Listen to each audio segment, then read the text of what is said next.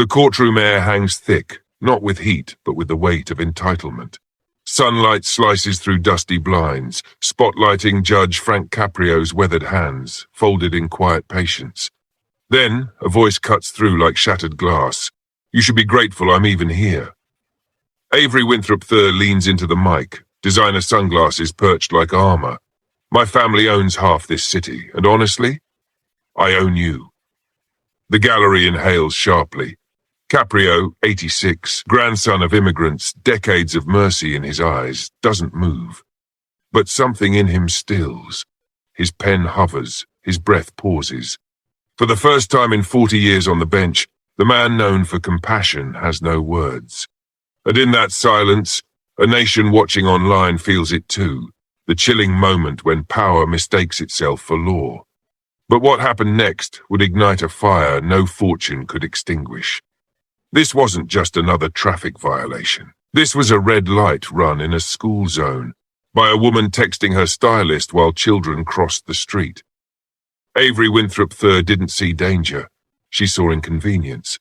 And to her, inconvenience is something you pay to erase. Her family's name has always been a get-out-of-jail-free card. Dismissed citations, erased records, private settlements sealed before the ink dried. But this time the hearing was live-streamed. Millions tuned in, single mothers working double shifts, immigrant fathers teaching their kids to always respect the law, students who've never owned a car but know every bus route by heart. They watched, hearts pounding, as Avery smirked like the courtroom was her personal boutique. This moment crystallized everything they've endured. The double standard, the unspoken hierarchy, the gnawing fear that justice bends only for those who can afford to break it. And now their judge, their Frank Caprio, who once waived a fine for a boy selling pencils to feed his siblings, was face to face with the embodiment of everything wrong with that system. One wrong word, and the message would be clear. Rules are for the rest of us. But one right stand? That could change everything. Because what happened next didn't just challenge a billionaire's daughter, it dared America to remember what fairness really looks like. Avery Winthrop III didn't inherit just wealth. She inherited a belief that the world exists to serve her. Born into a dynasty built on steel, real estate, and offshore loopholes, her first steps were on marble floors polished by unseen hands. Her childhood wasn't marked by scraped knees, but by private tutors, Swiss boarding schools, and debutante balls where champagne flowed while activists protested outside the gates. She once called the police on a street vendor for blocking her view, and watched amused as he was hauled away. To her, laws weren't pillars of society. They were suggestions for people without lawyers on retainer. Her father, Charles Winthrop II, drilled it into her early: never apologize. Apologies are for people who can't buy their way out.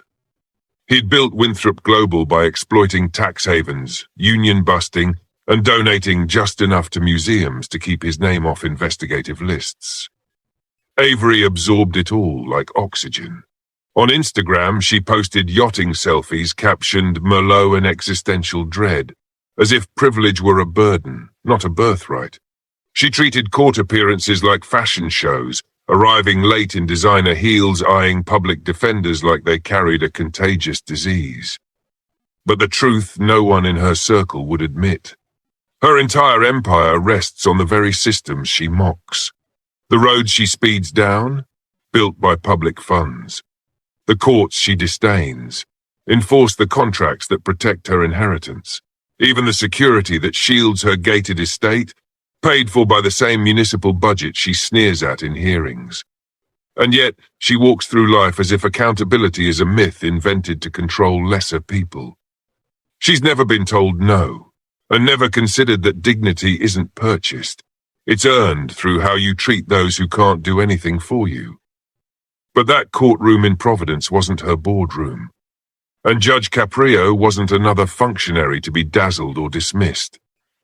Avery thought she was walking into another transaction. What she didn't know?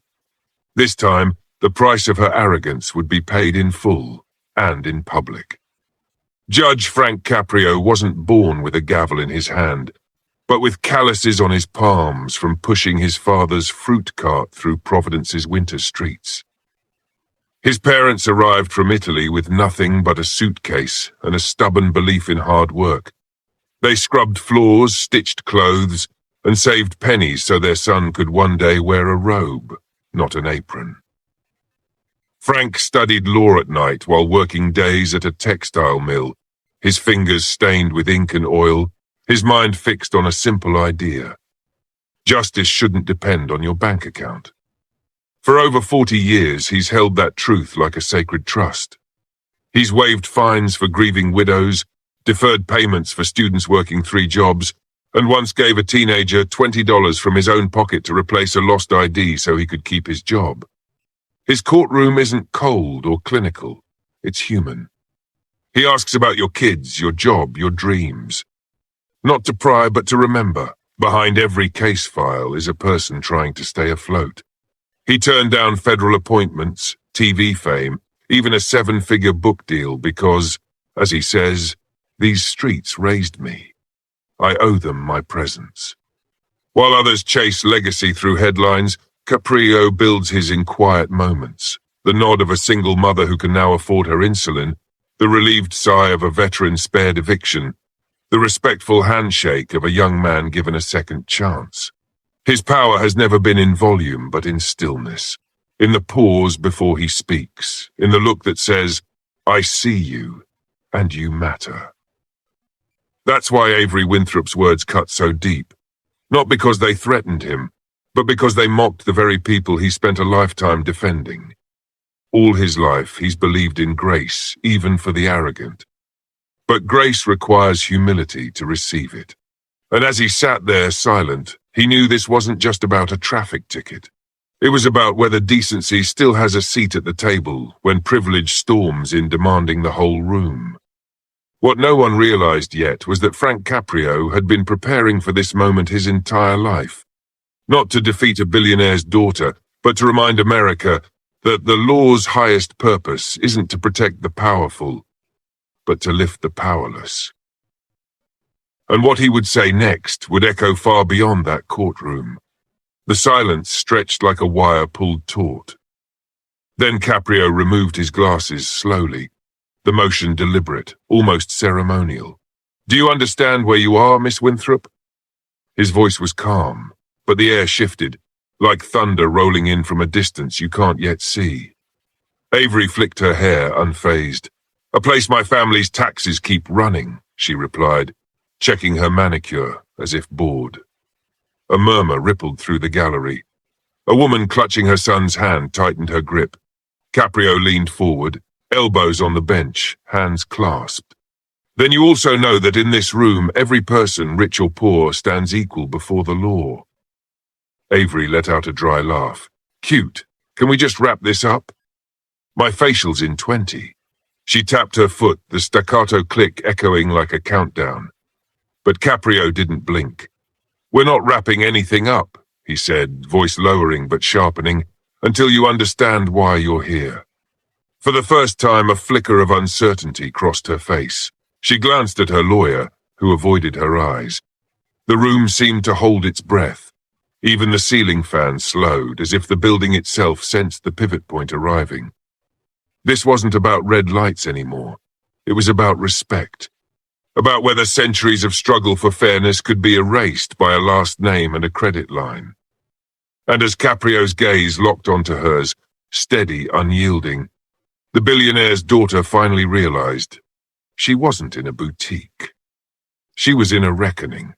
But what he would reveal next would leave her not just embarrassed, but exposed. Caprio didn't raise his voice.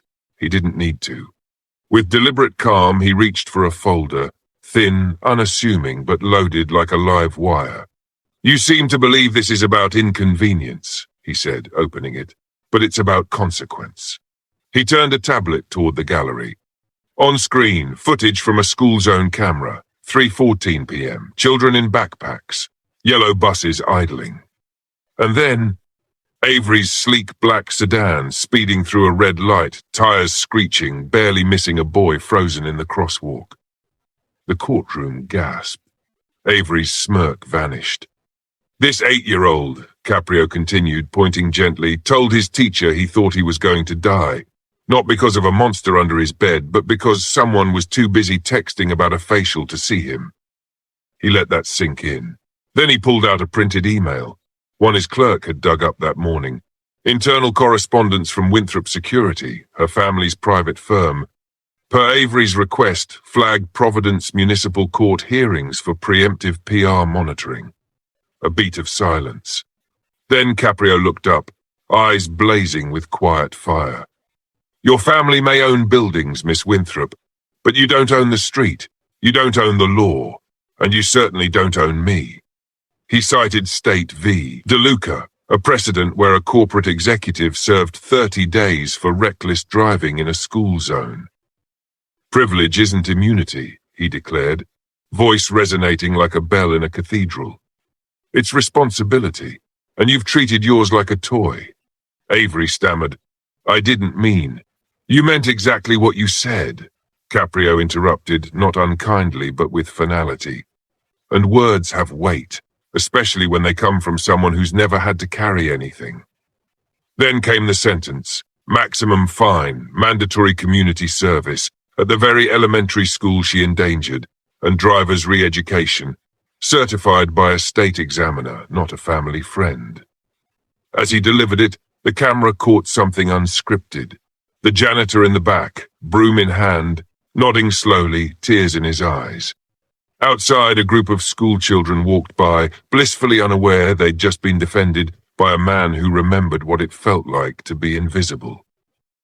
Avery stood, stunned, her designer coat suddenly too heavy. She'd walked in expecting to buy her way out. Instead, she'd been handed a mirror, and what she saw left her speechless. But the world hadn't stopped watching. And what happened next would ignite a firestorm far beyond Providence. Within minutes, the clip exploded. Own You trended globally, not as a boast, but as a warning. Memes flooded timelines, nurses, teachers, grocery clerks holding signs that read, I don't own you, but I serve you.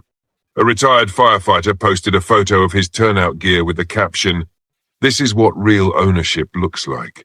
Protecting people, not privilege. Celebrities amplified the moment.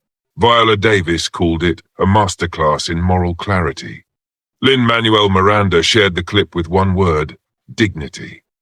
Even conservative commentators grappled with it, some doubling down on elites versus elites, but others quietly admitted Caprio had exposed a rot they couldn't defend. The Winthrop name, once whispered in boardrooms with reverence, now sparked eye rolls and outrage. Avery's Instagram, once a curated gallery of luxury, was flooded with comments. How's that facial? Hope your community service includes mopping those school floors. Her father's foundation saw 3 major donors pull funding within 48 hours. Stock in Winthrop Global dipped, not catastrophically, but symbolically. The market, too, had taken notice. But the real shockwave wasn't online. It was on the ground. In Providence, school zone violations dropped by 41% the following week.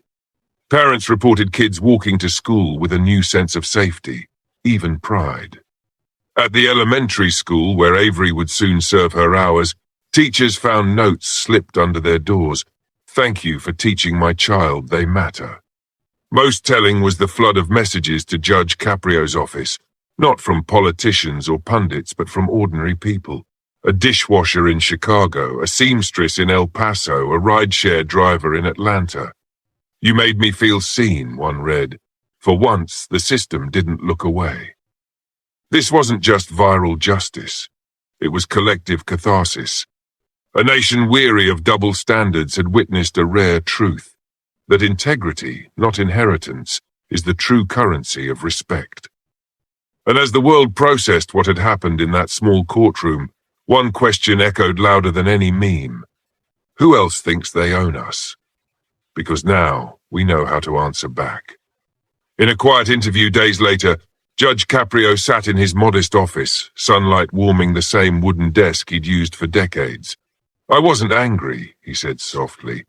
I was sad, Sad that someone so young thought ownership meant control over people. He paused, fingers tracing the edge of a photo, his father's fruit cart, frozen in black and white. My father never owned much, but he owned his word, and that was enough. That's the lesson this moment etched into the national conscience. True power isn't measured in assets or addresses. It's measured in how you treat those who can't do anything for you. America's promise was never that everyone would be rich. It was that everyone would be treated fairly, equally, humanely. Avery Winthrop thought the law was a menu she could order from. But Caprio reminded us all, it's a covenant. One that binds the billionaire and the bus driver, the influencer and the immigrant, in the same sacred duty. To see each other not as obstacles or ornaments, but as equals under the same sky. In that courtroom, no gavel thundered. No grand speech echoed. Just a quiet man rooted in memory, who chose dignity over drama, and in doing so, gave millions permission to believe again. Because justice doesn't always roar. Sometimes it speaks in a whisper, and the whole world leans in to listen. And what it says is this: your name doesn't grant you grace, your actions do. Judge Caprio left speechless when Billionaire's daughter said, "I own you." But in the end, it was her words that exposed the rot, and his silence that spoke for all of us. This wasn't just a courtroom moment. It was a mirror held up to a nation tired of watching wealth override worth. And in that reflection, we saw something powerful. The unshakable truth that no last name, no bank account, no designer armor can shield you from accountability when decency demands to be heard. So if this story moved you, if it reminded you that your dignity doesn't need permission from the powerful, then share it. Not for rage, but for reclamation. Subscribe, because stories like this are why we keep showing up. To amplify voices that choose humanity over hierarchy. And remember, you don't need to own a city to belong in it. You just need to show up with respect, for the law, for your neighbors, and for the quiet courage that lives in all of us. That's the America worth defending. That's the America worth sharing.